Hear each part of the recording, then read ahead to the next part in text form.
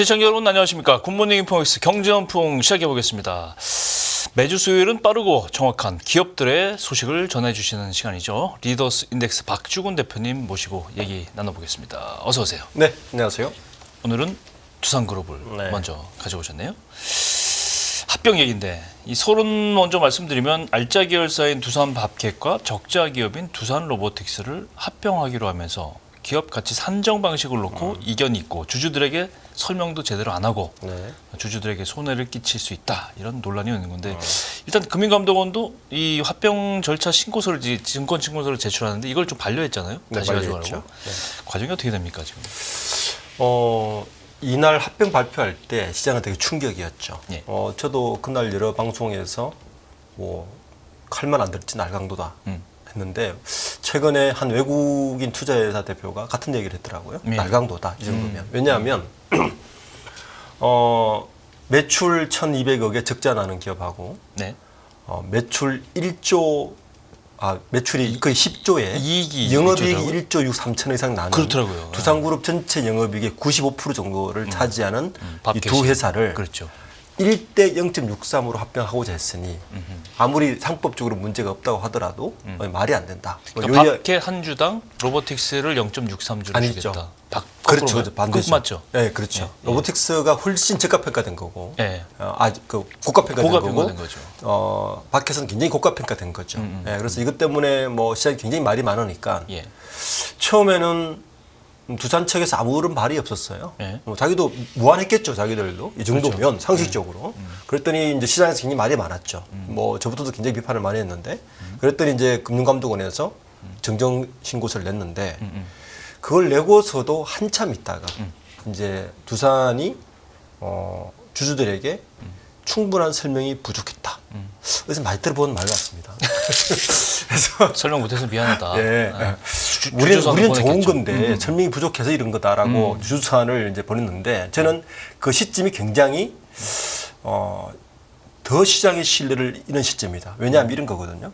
지금 이게 가장 큰 문제가 뭐냐면 이거 싫으면 공개 매수할게 이거였어요. 공개 매수할게. 우리 공개 매수 해주면 되잖아. 이거였어요. 근데 공개 매수는 뭐냐면 지금 두산 에너빌리티에서 두산 바켓을 떼다가 그렇죠. 요 뗀 두산 바켓을 두산 로보틱스 쪽으로 붙인다는 거잖아요. 네. 그러면 두산 에너빌리티 주주들은 손해를 보는 거잖아요. 그렇죠. 알짜 회사가 떨어져 알짜 계열사가 나가버리니까. 떨어져 나가니까 손해 보는 거고 예. 그 두산 바켓 주주도 당연히 손해 보는 거고. 그렇죠. 왜냐하면 이게 구조를 보면 두산 에너빌리티에서 인적 분할을 한 다음에 그 인적 분할을 된 두산 그 인적 분할된 회사를 만들어서 거기에다가 두산 바켓을 붙여서 그 인적 분할된 인적 분할된 회사를 두산 로보틱스에 붙인다는 거거든요. 그렇죠. 그러면 어떻게 되냐면은 두산 에너빌리티의 100주를 가진 주주가 결국에는 두산 로보틱스 주식 3주밖에 못 받아요. 그렇게 됩니까? 인적 분할하고 붙이고 이렇게 하면. 인적 분할하면서 또 이적되고 인적 분할하면서 한 번 이적되고 두 번 이적되고. 예, 두 번 이적되니까. 그러니까 두산 에너빌리티 주주들은 가만히 안 있겠죠. 그렇죠. 그래서 두산 에너빌리티에 그거 싫으면 우리 주식을 우리가 이 가격에 사줄게라고 매수 청구권을 하는데 그 가격이 얼마냐면 2890원이에요. 2890원. 처음에는 발표하고 나서 두산 에너빌리티가 그 발표 시점에 뭐가 터졌냐 하면은 체코 원전 수주 30조. 유스 기억하시죠? 예. 그거 맞춰서 이걸 발표한 거예요. 그러면 야 이거 떼내도 우리 체코 원전 수주 있으니까 에너빌리티 주가 안 떨어져. 손해 보는 거 없지? 라고 했는데 그 체코 원전 수주가 뭐 저가 수준에 뭐 말이 많았잖아요. 말이 많았죠. 그러니까 두산 에너빌리티 주가가 오르다가 다시 떨어지기 시작한 거. 얼마까지? 지금 17,000원 떨어졌어요. 맞아요. 네? 그러면 주식매수 청구권 하겠습니까? 안 하죠. 안 하죠. 아니지. 주식매수 청구권을 더 많이 하겠죠. 처음에는 작지는 뭐냐면 그렇죠. 원래 높은 가격에 해주기로 했으니까. 원래 두산 에너빌리티 가격이 28,000원 정도 갔으니까 아무도 주식매수 청구권 바보가 아니라면 안 하겠죠. 그런데 17,000원으로 떨어지니까 사람들이 그러면 우리 주식매수 청구권 할래라고 나올 거 아닙니까? 27,000원 사줘. 그러면 두산 에너빌리티 입장에서는 지금 현금 확보하려고 두산 바켓을 떼내는데 현금이 나가는 꼴이 되죠. 그렇죠. 그러니까 대표들이 헐레벌떡 나와서 주주사안 보내고 설명이 부족했다라고 하고 하는 게 지금 이 상황입니다. 굉장히 악독하죠. 설명을 들으니까 굉장히 뭔가 참 이러면 안 되는데. 이제 말씀하신 대로 주주들이 항의를 하는데도 이제 설명을 안 했다고 하는데도 회사 측은 사과는 하는데 그렇지만 분할 합병 비율과 이 합병 진행은 계속하겠다. 이런 뜻을 밝혔는데 그럼 그 사과를 왜 한 거예요, 도대체? 그렇죠. 그러니까 처음부터 발표할 때도 자세한 설명이 없었고 나와서 발표하는데 대표도 나와서 한 것도 없었고 주가가 떨어지니까 2주나 있다가 주주사안 보내고 우리가 제대로 설명이 부족했다라고 말한 것도 그렇죠. 일단 진정성이 없어 보이고 그렇죠. 그죠? 지난달 24일인가 그때. 자, 여기까지는 좋아요. 그 설명을 뭐 사과를 했으면 방금 말씀하신 것처럼 그러면 합병 비율 바꿀 거냐? 이건 또 아니라는 거예요. 합병 비율은 고소하겠다는 겁니다. 그냥 간다. 예. 그 이제 고소하는 가장 큰 이유는 제가 이제 3주 전에도 이걸 설명하면서 이번 합병에서 누가 가장 이득을 보느냐를 보면 명확하다는 거예요. 현재 두산 그룹에서 가장 알짜 기업은 두산 바켓입니다. 영업이익의 거의 90% 이상을 차지하는. 그렇죠. 예. 에너빌리티는 에너빌리티는 원전이라는 얘기가 계속 나오지만 아직 터지지 않은 상태고요. 그렇죠. 그런데 두산 그룹의 새로운 그 성장 동력은 로보틱스로 잡았어요. 그 두산 로보틱스가 굉장히 뜨는데 두산 로보틱스의 지배 구조를 보면 두산 로보틱스의 바로 위에 그 모회사가 두산이에요. 그렇죠. 지주사죠. 두산 지주사죠. 두산의 대주주는 두산 오늘 일가들이죠. 그렇죠. 네. 두산이 두산 로보틱스를 63%의 지분을 가지고 있어요. 그죠? 네. 그리고 63% 지분을 가지고 있는데 성장 기업은 맞아요. 지금 시가총액이 5조 가까이 되니까. 그건 매출 1천억밖에 안 되지만. 그렇지. 그런데 이 성장 기업을 더 키우려면 투자가 필요하잖아요. 네. 그럼 투자가 필요하면 일단 상장은 했어요. 네. 그러니까 추가 투자가 필요하려면 유상증자를 해야 되겠죠. 그렇죠. 유상증자를 하게 되면 두산이 두산 로보틱스에 대한 경영권이 희석되겠죠. 당연히 지분이 낮아지니까. 희석되겠죠. 이걸 하기 싫은 거예요. 하기 싫은 거구나. 하기 싫어서 투자 재원은 필요한데 그럼 뭐가 좋을까? 주가 그 시가총액이 비슷한 로보틱스를 떼다가 붙여버리는 거예요. 바켓을 떼다가 붙여. 바켓을 떼다가 붙여버리는 거예요. 그러면 두산 오늘가 입장에서는 일석삼조죠. 그러네요. 첫 번째는 로보틱스에 대한 경영권 희석을 할 필요가 없어요. 없고. 그리고 두 번째는 투자 재원을 로보틱스를 통해서 마련할 수 있습니다. 그렇죠. 그죠? 바켓을 세 번째가 통해서, 중요해요. 예. 세 번째는 두산그룹에서 캐시카우, 영업이익을 가장 많이 내는 두산 바켓에 지금 현재 두산 오늘가들의 경영권은 한 12%밖에 안 돼요. 왜냐하면 두산 에너빌리티를 지배하고 에너빌리티의 자회사, 손자회사니까 네. 실제로 계산해보면 12%인데 네. 이걸 바켓에다 붙여버리면, 바켓을 로보틱스에 붙여버리면 직접 경영권이 43%까지 올라갑니다. 그러니까 오늘 일가 입장에서는 일석삼조 효과인 거죠. 그러네요. 네. 네. 주주들은 손해보고. 그렇죠. 그러니까 오늘 일가 입장에서는 이 지분율을 계속 유지하고 싶은 거죠. 근데 이제 그룹 회사 측에서 얘기하는 거는 이게 리밸런싱.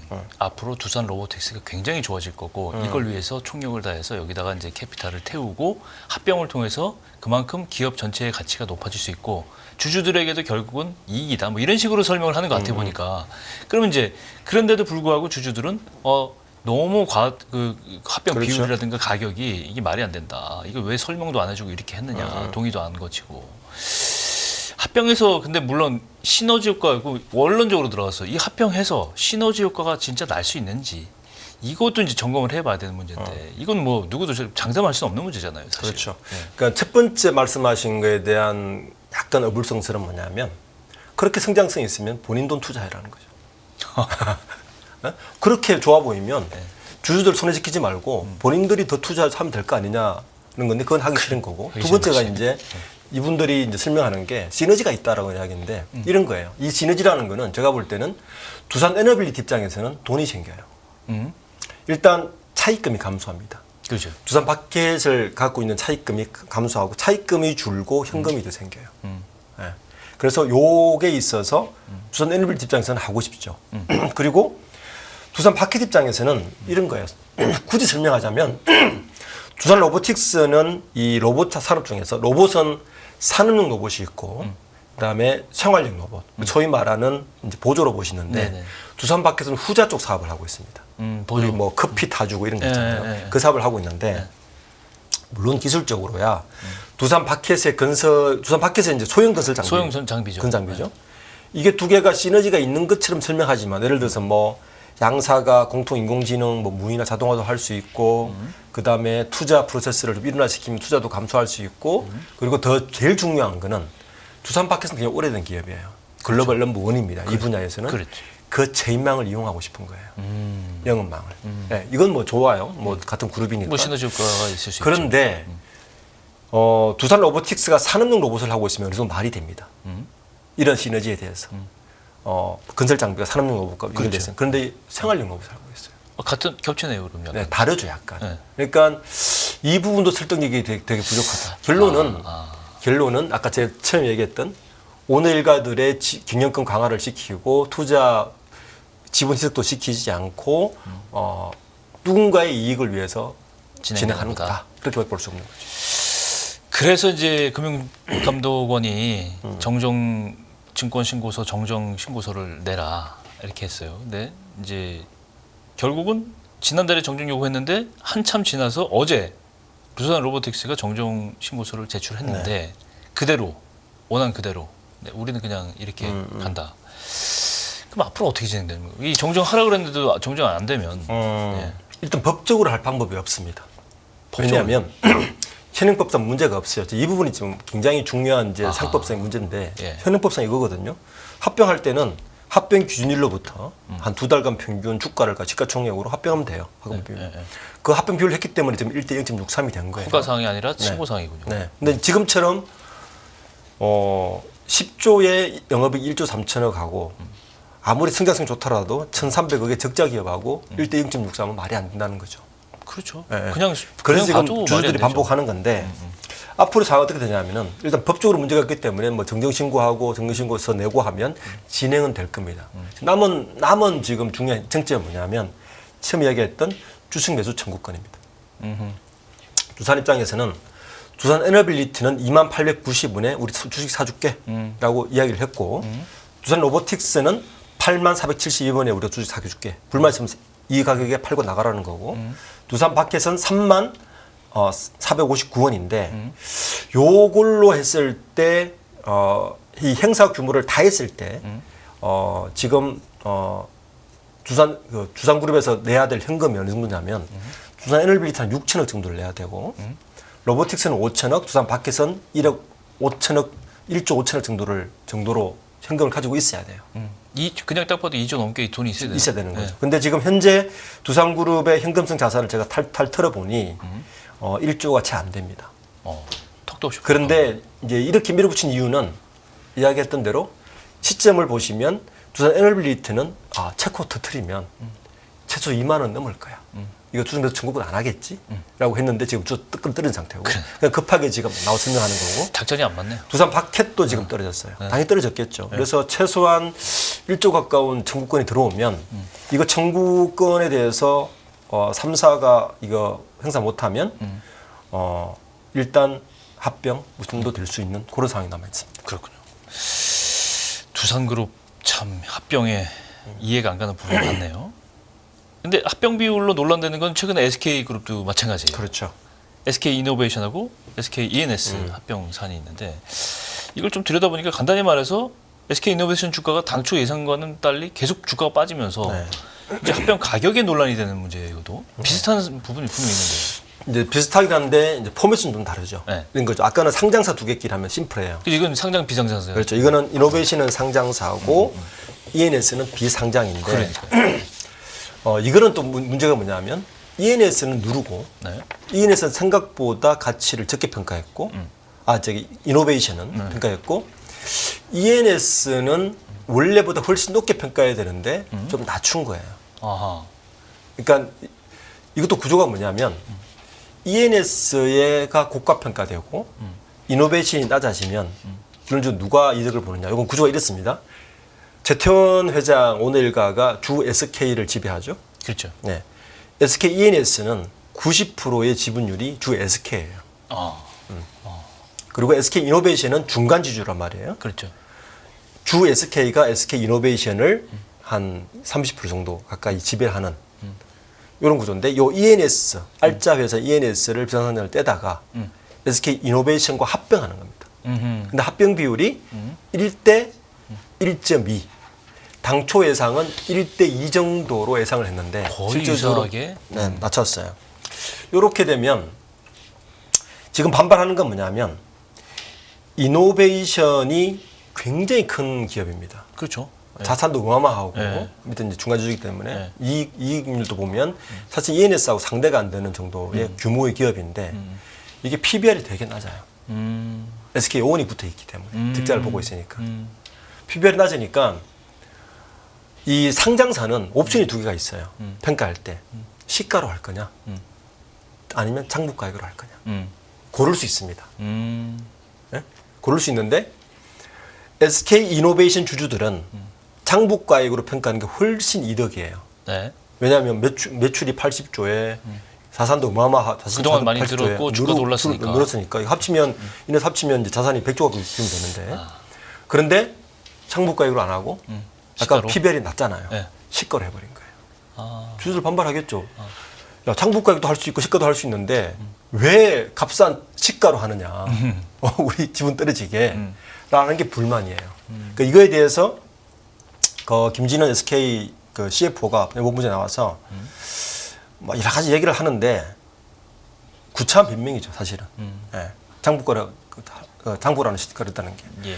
SK ENS 입장은 뭐냐면 실제 원래 ENS는 현재 그거는 비상장이니까 장부가로 해야 되는 거예요. 네. 하면 실제 이쪽은 시가라고 이쪽은 장부가로 했을 때 1대 2 정도 돼야 되는 거예요.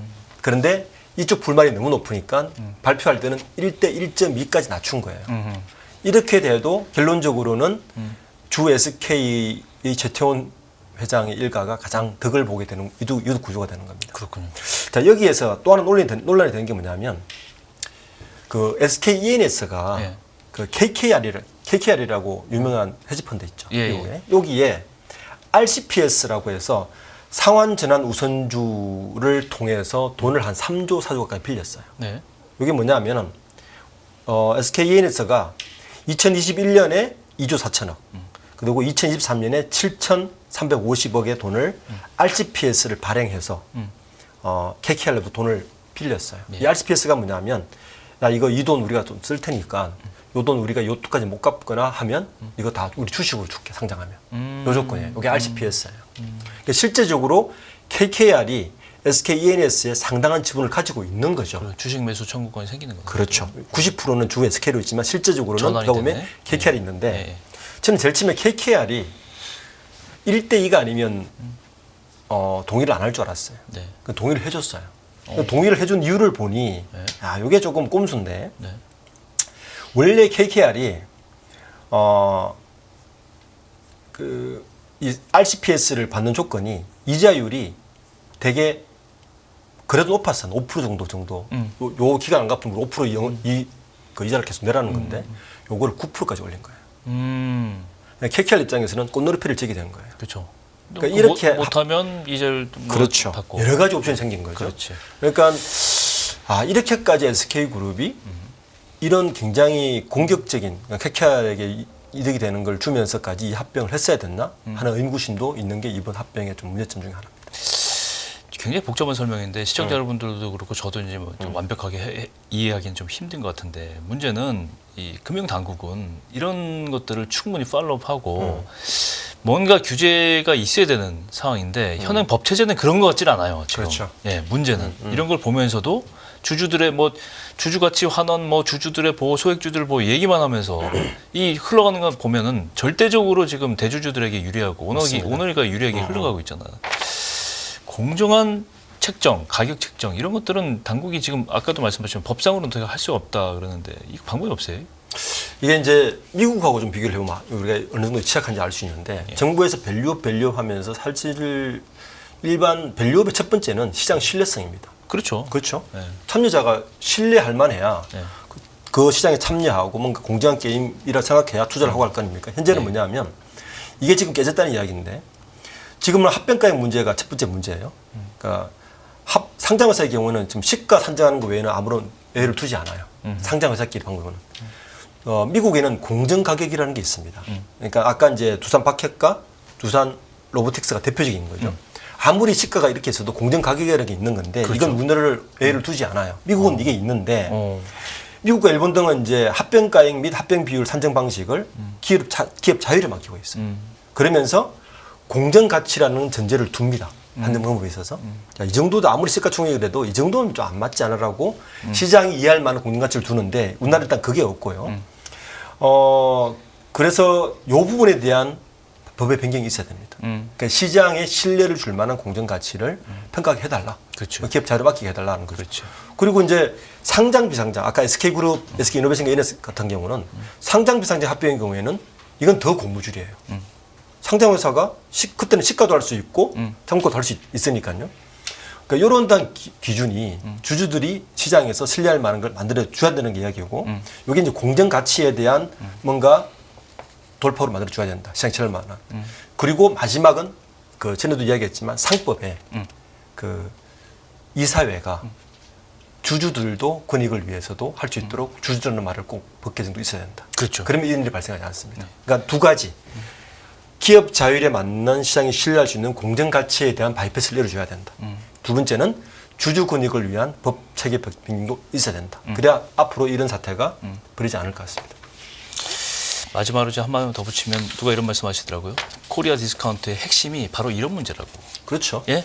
바로 대주주의 이익을 위해서 이게 흘러가게 놔두는 문제. 코스피가 2000 중반대에 그대로 머물고 있을 미국하고 일본에 비하면 정말 말도 안 되는 주가를 갖고 있잖아요. 그런 이유는 바로 이것 때문이다. 이 밸류업은 다른 게 아니에요. 이런 것들을 잘 봐서 공정하게 책정하고 이걸 누군가 손을 좀 봐야지. 사실은 그래야 외국인들의 신뢰를 얻고 시장이 신뢰를 얻는 거죠. 네. 블랙 먼데이 때 이렇게 떨어졌는데 어제 사실은 좀 반등한 게 개인들이 들어와서 반등한 거거든요. 그렇죠. 그 개인들을 이 신뢰가 떨어지면 다 배반하는 거죠. 맞습니다. 할 얘기 많지만 시간 관계상 여기까지 하겠습니다. 네. 오늘 리더스넥스 박주근 대표님 모시고 이상한 합병들의 얘기 한번 해봤습니다. 오늘 말씀 고맙습니다. 네, 감사합니다. 끝나지 않은 여정, 변화의 물결소. 우리의 질문은 계속될 것입니다. 거대한 역사로 읽는 인간의 욕망과 부의 흐름. 새로운 부의 미래를 알려드립니다. 자본주의의 적은 자본주의.